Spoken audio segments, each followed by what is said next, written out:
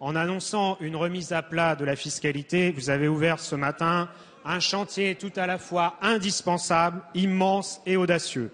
C'est un chantier indispensable car notre système fiscal est désormais à bout de souffle.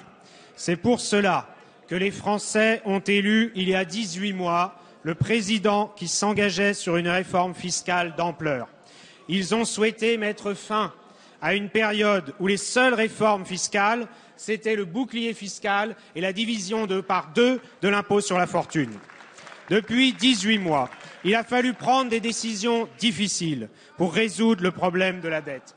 Nous voyons par conséquent se développer un phénomène d'allergie aux taxes. Pour y répondre, il faut redonner de la lisibilité, de l'efficacité et de la justice à l'impôt.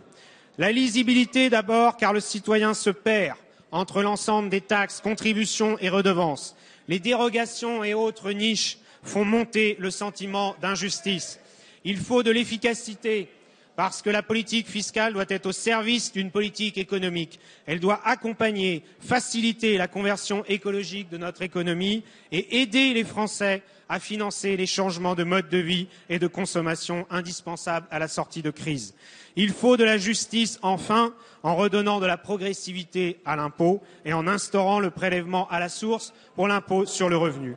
Ces chantiers sont nécessaires, leur réussite est possible.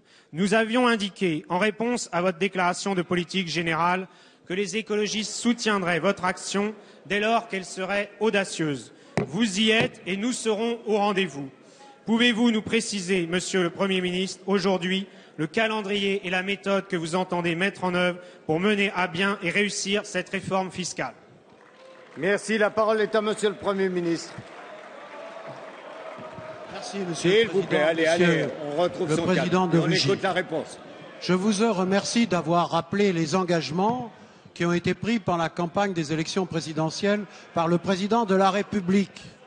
Et c'est effectivement dans cette cohérence que j'inscris l'action du gouvernement. Je rappelle aussi que ce que nous avons à faire, c'est un exercice qui demande un grand effort de dialogue et aussi d'imagination. Parce que les choses soient claires, cette réforme profonde dans le sens de la justice, de la clarté, de l'efficacité que j'ai évoquée ne peut se faire qu'à prélèvement obligatoire constant. Je tiens à le rappeler. Elle doit aussi s'inscrire dans une volonté de rechercher, comme nous le faisons pour le budget 2014, jusqu'à la fin du quinquennat, dans une perspective de maîtrise de la dépense publique. C'est donc des efforts d'économie qui devront être entrepris et des efforts d'une construction, d'une contribution nouvelle qui prendra en compte, y compris les aspects environnementaux, comme je sais que vous y êtes particulièrement attachés. Alors, première étape, la rencontre avec les partenaires sociaux. Deuxième étape, et que nous allons mettre au point, je viens d'y faire référence, avec le Parlement, avec les collectivités territoriales et leurs représentants, parce que la fiscalité locale est évidemment concernée.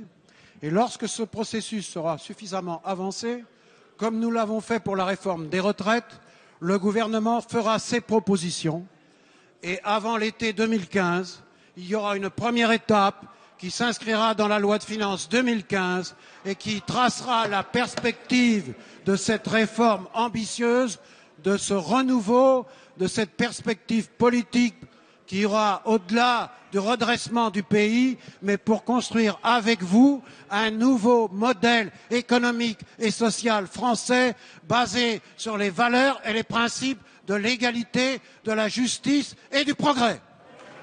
Merci, Monsieur le